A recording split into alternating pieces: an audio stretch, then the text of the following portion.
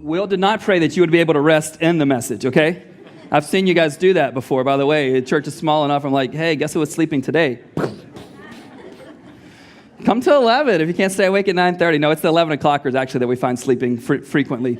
I'm thrilled that you're here. Will is absolutely right. Last week was an amazing moment in the life of our church. I hope that you were here, that you were one of the nearly 700 people that showed up last week. Out of those 693 people that showed up, 90 of those were kids, which is just incredible in downtown San Francisco in terms of what Shauna and I and our team thought might or might not be possible when we started this church 5 years ago. The world map that Will mentioned, probably 200 people actually pinned where they're from out of those 700 people, so make sure that you do that. But just out of those couple of hundred pins that are on that map, over 40 U.S. states represented and over 40 countries in the world represented. Isn't it fun to be part of a diverse group?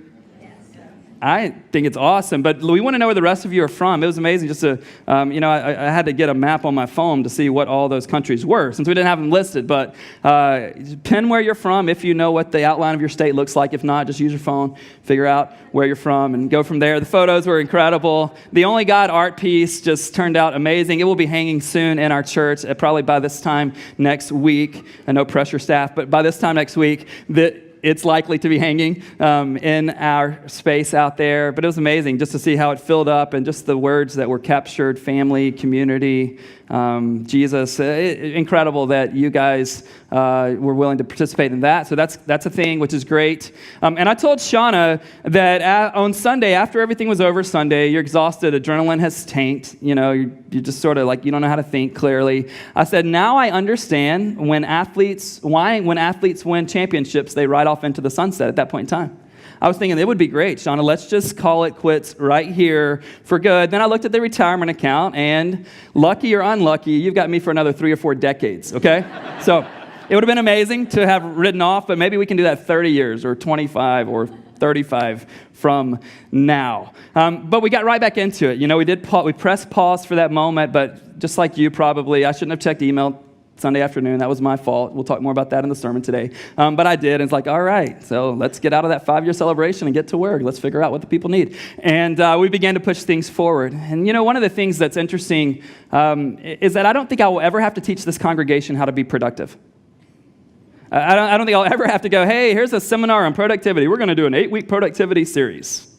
You guys notice, if anything, we do the anti-productivity series because we have no issue with being productive. You guys know how to get ahead. You know how to work hard, how to work fast, how to work long. But our incessant productivity has led us to believe certain things that aren't actually true. Let me give you a few. And again, I want to say that again. Our incessant, ceaseless productivity has led us, for the most part, to believe some things that aren't true. Let me give you 4 things that we believe that aren't actually true because of our productivity. The first one is that our identity comes from what we accomplish or achieve.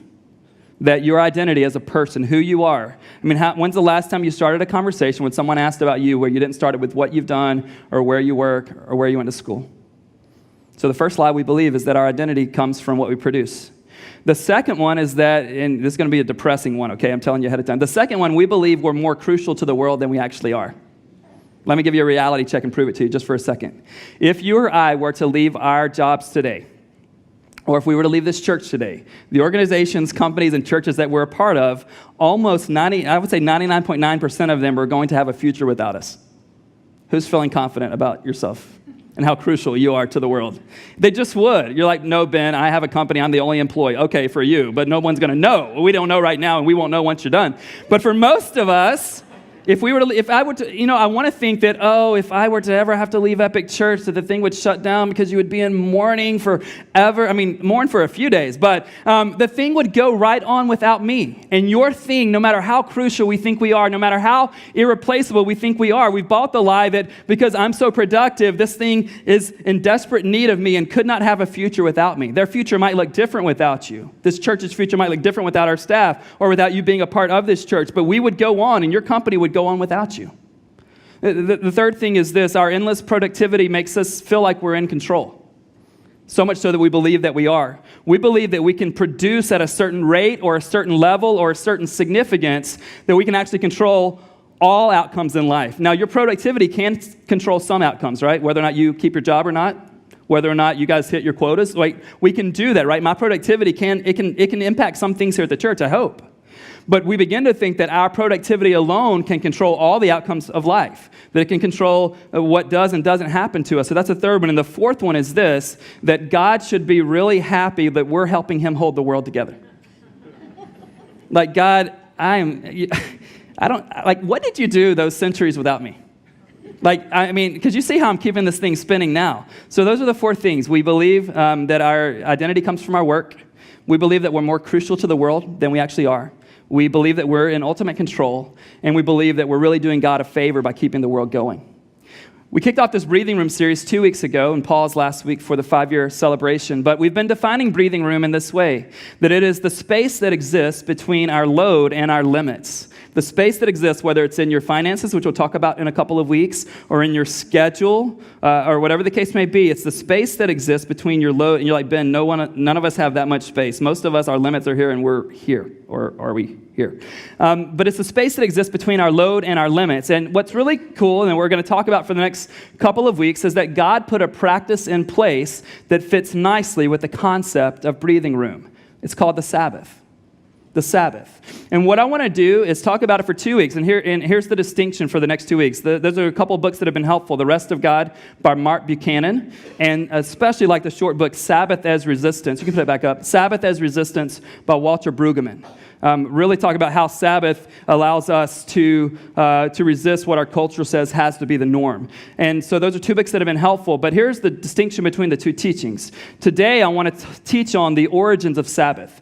How did it get going and what's the point?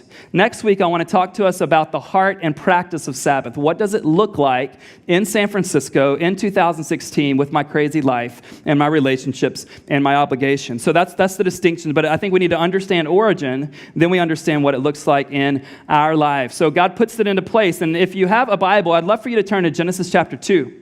If you need a copy of the scriptures, Rachel's passing those out. Just keep your hands up. We'll get one to you. Genesis, first book in the Bible. Chapter 2 is the second chapter in the Bible. Genesis 2, I just want to look at the first 3 verses, and let me make a comment before we stand to hear God's word being read. If you know anything about the history of Sabbath, you probably know that it shows up as one of the 10 Commandments, and we're trying to figure out, is that one still count? We'll talk more about that today and next week. But it doesn't first show up, at least as the idea or the principle of Sabbath, doesn't first show up in the 10 Commandments. We will get there this morning, but I'm going to show you in Genesis 2 where the idea, the whole concept first shows up. So if you'll stand with me, Genesis chapter 2, verses 1 through 3, I want you to see where this idea of Sabbath first comes into play and who is the one that sets it up. Genesis 2, 1 through 3. Thus the heavens and the earth were finished, and all the host of them. And on the 7th day, God finished his work that he had done, and he rested on the 7th day from all his work that he had done. So God blessed the 7th day and made it holy, because on it God rested from all his work that he had done in creation. You may be seated. I pray that God will teach us from his word through the concept of Sabbath and how it got started. So you see right off the bat that God observes the Sabbath to end his week of creation work. Let me say that again. God observes the Sabbath, the 7th day. This is how he ends his week of creation work. So he's been creating, and then he ends his week observing the Sabbath. And the reason the author gives us is because he had finished his work. Look at verse 2. And on the 7th day, God finished his work. At the end of verse 3, God rested from all his work that he had done. But when you see verse 2, God finished his work, so he rested for a day. I know what you're thinking. Ben, if I could finish my work, I might rest one day too. But understand, this is not God finishing his work forever, okay? This is not God. God isn't exhausted either. This is a real important thing to know. You and I need Sabbath in part to restore and replenish and renew ourselves, our minds, and our bodies. But God is not taking a Sabbath because he is exhausted. God is not taking a restful day because he's pulled 6 all-nighters with the creation project. Right? Anybody pull all-nighters in college? Like it finally caught up with you. Like you can only have so much coffee, only today's time, so many 5-hour energy drinks, right? You can only do so much of that. Eventually, God is not like, oh man, the caffeine, I just hit the wall. He's not doing that. So what is he doing? What is God, the God who we read in the scriptures about, and we'll talk about this morning, who never needs to rest, who never needs and doesn't go to sleep, Psalm 121 tells us, what is he doing resting by taking a day off? What is he doing by observing the Sabbath? Well, if he doesn't need Sabbath for some of the reasons that we need it, what is his reason? I think to see one of the reasons, look at the verse that precedes chapter 2. Genesis 1:31, literally the verse that just precedes chapter 2. Here's why God is enjoying the Sabbath. And God saw everything that he had made, and behold, it was very good. And there was evening and there was morning the sixth day. Why does God observe the Sabbath? To enjoy what he has produced. You're like, but Ben, if God was like me, he'd figure something wrong with creation, right? He would give the version 2.0, right, of creation. He would need to check it again. He would need to see how his financials were after he made that. But no, God rests because he can enjoy. And that's part of why we enter into Sabbath, simply to enjoy what God has done, period, and what God has done through others. And even, you can do this, enjoy what God has produced through you, as long as you recognize who's the producer ultimately. Just to enjoy and to be reminded that we aren't the ones holding this world up, but just because we aren't holding and propping the world up doesn't mean the world isn't being held up. It is being held up just fine, and you don't have to do everything you don't have everything to do with that. That's the whole point. But Brueggemann in the book Sabbath as Resistance says this. I think you'll get a kick out of this, especially the fourth sentence. Here's the quote about God resting on the seventh day. He said, God rested on the seventh day. God did not show up to do more. God absented God's self from the office. And here's my favorite part, and I can relate, and I assume you can too, so let me know by your applause, chuckle, whatever, guilt face. God did not come and check on creation in anxiety to be sure it was all working. I love that. Wait, what do you mean, God? You didn't hit refresh? God, you went 3 minutes without checking your inbox? God, you didn't observe the financials, like at 2 o'clock and then at 4 o'clock, hoping something had changed in your favor? God, you weren't seeing who could buy it? I love that. He didn't come back like, oh, it's my Sabbath, guilty pastor. It's my day off, but I wonder, how was the offering yesterday? Or I wonder how much love is the product getting? I love that. He didn't come back in anxiety, and there's this anxiety. For those of us that can't rest, who always have to produce, there's an anxiety tied to that. Always. For every single one of us. There's an anxiety tied to that piece. So I love the fact that before God ever commands the Sabbath, he models the Sabbath. I love that. Before God goes, hey, you go do this, he models it. He shows us the 6-1 work to rest ratio, but then he does command it eventually. And I want to show you where this comes into play in the Ten Commandments through the Deuteronomy version of this being given. So Deuteronomy 5, I'll have it on the screen, or you can turn there.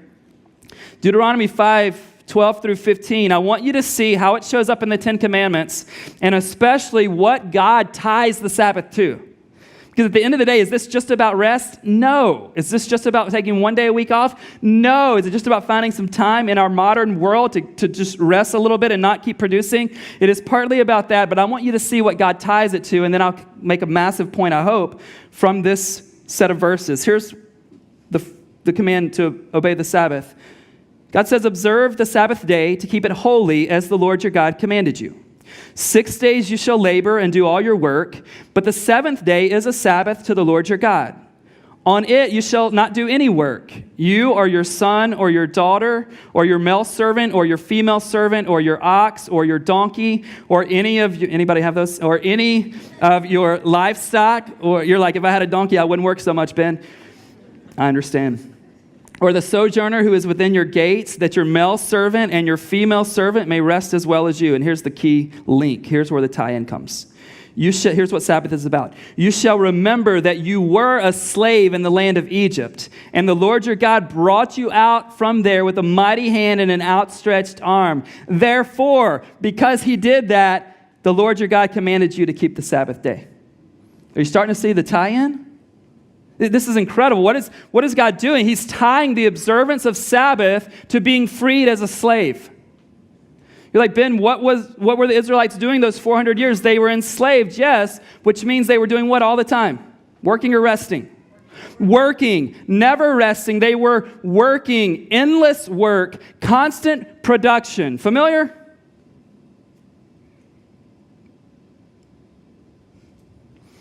And see if this happens to ring a bell with some of you. In the beginning, they had a quota of the number of bricks they had to make. Familiar? Anybody in sales? Anybody's job depend on how this quarter goes? Well, then Pharaoh gets upset because of what God's people are trying to do to free themselves. And he now says, hey, from when it started, someone would bring you the straw and you had to make X number of bricks. You still have to make X number of bricks, but now you have to go find your own straw. Familiar? Anybody had your one teammate leave and quota still the same? That's what's going on. It was constant work. So whatever it was like before, which it was completely terrible, always working, never resting, he keeps the quota the same. He's like, now you got to fetch your own straw to make all of these bricks at the same rate that you were making them before. Work, endless work. And then God frees them. And so God says Sabbath is all about remembering that you were a slave. Now, let me give us a general teaching, then we'll bring it down to the 20-foot level with Sabbath. So let me give you a big general God teaching, and then let's bring it down to today's topic. Oftentimes, because we are rebellious by nature, when God commands something, we believe that he is restricting our freedom. Am I the only one that believes that? Like, God, really? This many commands? You're restricting my freedom. But when God commands, he's not restricting our freedom, he is protecting our freedom. Let me give you a couple of examples, and then let's hone in on the Sabbath, okay? Adam and Eve, they're put in the Garden of Eden. They're told you can have free reign. You can eat from all of the trees, eat fruit from all of the trees. Just don't eat from the tree of the knowledge of good and evil. Then you will die. That's what God said. Satan comes in, and he tempts them to believe that God is not protecting their freedom, but what? Restricting or protecting? Those are the answers. That he's restricting their freedom, right? Satan says, no, the reason he's restricting your freedom is he knows if you eat from that, you're going to be like him. But God didn't restrict their freedom to be mean. He restricted their freedom to protect their freedom. To protect their freedom. And so once they eat, do they find more freedom or do they find enslavement? Enslavement. They're enslaved. They thought it was this promise to freedom like you and I do when we disobey the commands that God has set on us. We think he's trying to restrict our freedom, and then we go for it against his command, and we end up restricting our own freedom when God was trying to protect our freedom the entire time. Let me give you another example. When God says all throughout the scriptures, flee from sexual immorality. In today's world, we think that he is restricting or protecting us. Come on, I know this is church, but I don't need all the Jesus answers.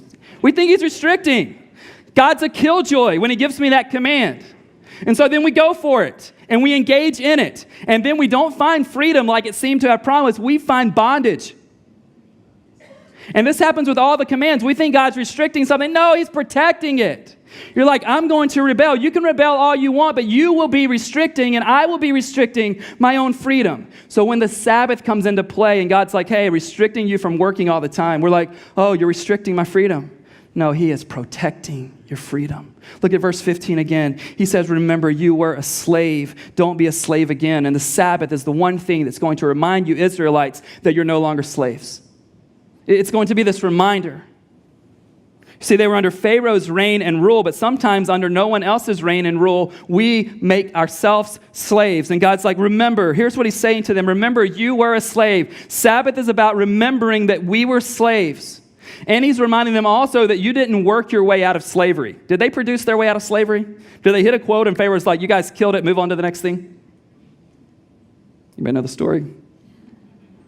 No, God delivered them with a mighty hand and an outstretched arm. And he's saying to them, observe Sabbath because it reminds you that you didn't free yourselves and you will not be freeing yourselves moving forward. God is letting them know, I did the heavy lifting when it came to freeing you from Egypt, and I'm still the one doing the heavy lifting in your life. And when you and I figure out how to observe Sabbath, and I'm not saying it has to look the same, but we've got to figure that out. We observe it to remind ourselves that we're no longer slaves. Here's what Tim Keller says in his great article titled Wisdom and Sabbath Rest. All right, we're all going to be convicted, okay? Just so, unless you're lazy. The rest of us are going to be convicted. Anyone who overworks is really a slave. Anyone who cannot rest from work is a slave to a need for success, to a materialistic culture, to exploitative employers, to parental expectations, or to all of the above. These slave masters will abuse you if you are not disciplined in the practice of Sabbath rest. Sabbath is a declaration of freedom. But Ben, I've got better excuses to tell Dr. Keller. Yeah, I had a list too. Slave masters. So without giving excuses, let's go a little deeper and ask this question. What am I really a slave to? What am I really a slave to? Why can't I stop? Oh, there's so much work. No, why can't I stop? Is it my need for success? Is it parental expectations? Is it my lust for materialism? Is this where I'm finding my identity? What am I really a slave to? You guys heard last week me share what I've shared from day one. I'm going to share today because it fits, that we've been living from day one as a church under these banner verses, Psalm 127, 1 and 2, which say, unless the Lord builds the house, those who build it labor in vain. Unless the Lord watches over the city, the watchman stays awake in vain. It is in vain that you rise up early and go late to rest, eating the bread of anxious toil, for he gives to his beloved sleep. Fits perfectly with the Sabbath, right? I want to ask you a question. Don't answer it out loud. But I want you to be honest, at least internally. You do whatever you need to do externally, but internally, I want you to be honest. Do you truly believe that there is an unless the Lord builds reality over your life? Don't answer out loud. Do you truly believe that there is an unless the Lord reality over your life? And if you truly believe that, how is it being lived out in terms of this rest work that God designed you for? It's a stunning question for me this week. Ben, why can't you stop? Why are you walking away from the 5-year celebration really thinking about one thing that you wish would have been different? How are you going to improve it these next 5 years? And let's all understand this. There's a place for all of that, right? 6-to-1 ratio, God's going, hey, 80% or more of the time, get after it. Okay? There's no like, oh, Jesus, no. Mm-mm. He's all for work. And if this was a lazy congregation, I would change the series, right? From breathing room to working room. Get after it, people.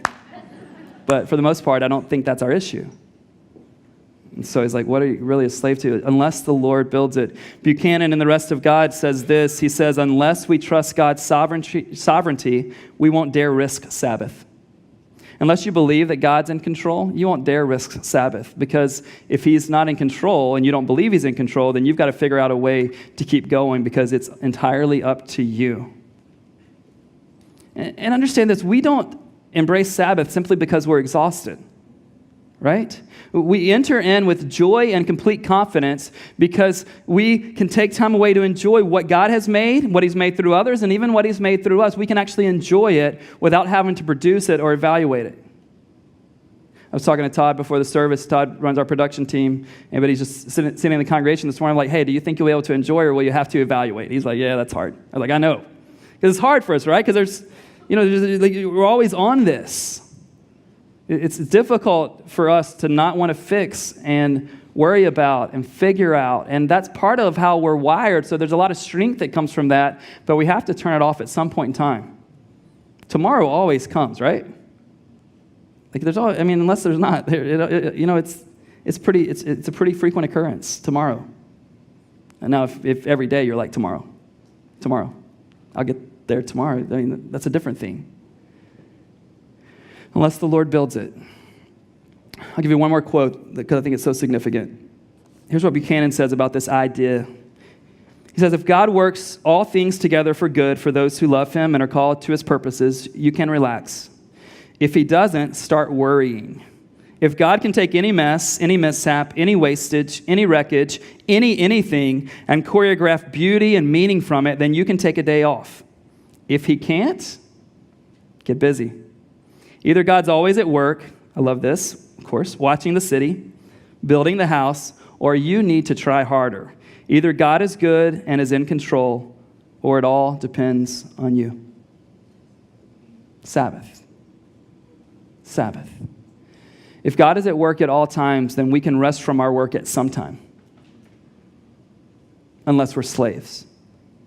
And none of us in this room would compare ourselves to the Israelites who were enslaved for 4 centuries, would we? Theirs was involuntary, but sometimes ours is voluntary. Maybe, though, you would say, Ben, honestly, my corporation or my boss is Pharaoh.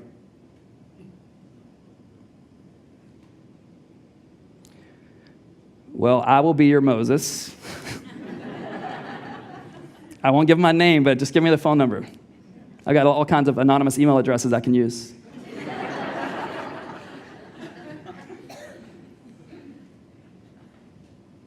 Let me just say this. We all have seasons, right?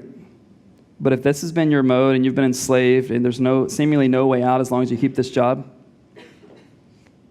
God didn't say bring Sabbath into your life unless you're in such and such field or such and such position or living in certain cities. And I'm not saying I've got it figured out. I am not saying, hey, 24 hours, you need to sit on your bed. No, we'll get into that next week. So we've talked a lot about origin. We've talked a lot about where it began. Today we've talked a lot about what's the point of it. But let me give you just a little bit of personal stuff to work out. And then next week's heavy on the practical application side. We're going to look New Testament, see what Jesus said the Sabbath is and isn't, and then how do we play it out in our lives. So I think it will be significant. If you can't be here, I'd catch the podcast just as a continuation next week. But let's talk a little bit about this. If you believe the things we said today about yourself and about God, how might that get played out in your Sabbath hours? Just if you believe, just begin to think along those lines. If you were to believe what we've said today, how might that get played out in the hours or days or however it works for you that you get to set aside time for the Sabbath? Let me give you an example from my own world about what it looks like when I get it wrong, which is too much, and what it looks like occasionally when I get it right. And it's not like, oh, he's confessing from the stage, but not really. No, this is one of the hardest disciplines for me. A lot of other ones are difficult, but the Sabbath thing is very difficult for me. So I do want to confess that openly. And for me, the plan is that I work 6 days a week, at least some version of each of those days, and that I take Mondays off. That's the plan. That's the plan that our board knows, my family knows, my staff knows, my close friends know. I don't do really well with it. But ideally, because of the season of life we're in, if there's a Monday set aside for it, it's 8:30 to 1:30 when our kids are in school. But we don't have all of them in school yet, so it's, yeah. I'm terrible at this. All right, I am terrible at this. So on those Mondays when I'm not doing at all what I should be doing, when I'm not resting, I'm very anxious. I'm incessantly checking reports from the day before, offering, attendance, decisions. Really good stuff though, right? I mean, it's work. Yeah, really important, super important stuff that can't wait till Tuesday morning. I'm trying to get ahead because I'm like, oh, it's such one of those weeks that I've got to do it. And there's little relaxing, and there's little joy, and there's little confidence in what I'm doing really, or even what God's doing. So I just confess, like I get it wrong a lot. I don't even often sometimes believe the things that we've been saying today.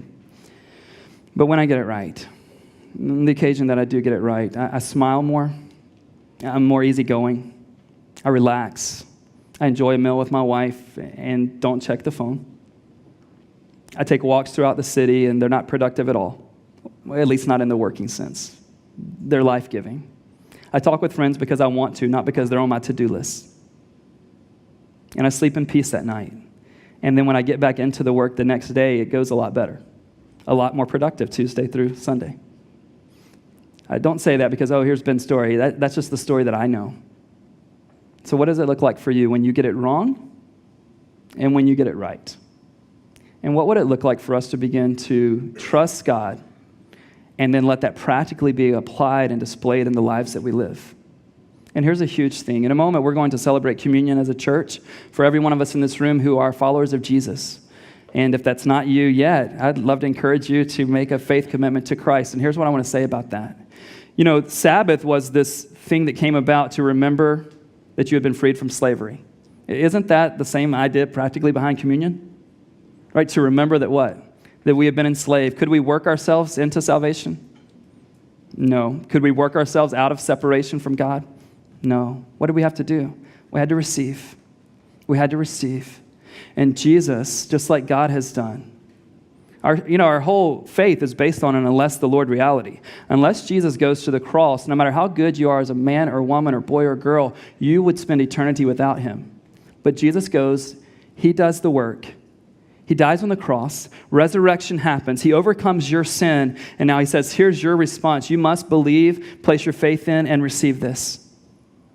And some of you, if you can't rest from your work, there's a very good chance that you can't rest from your religious work either. I had a lot of meetings this week. And one of the meetings I had, a guy, I don't know that he'd ever been in church in his life. One of the gentlemen in the room invited him last Sunday, and he came, and we met this week and told me about his background. And he said to me, I am willing to do whatever it would take to get to heaven. I was like, man, I understand that. But here's the problem. You don't have what it takes. He said, Ben, if God was in this room and he said, this is what you need to do to get there, I promise you I would do it. And we're not alone. He's not alone in that. And I explained to him, like, man, that's crazy. I understand you would be willing to do anything, work as hard as you could. He was real insistent on that. And I said, but here's the gospel message.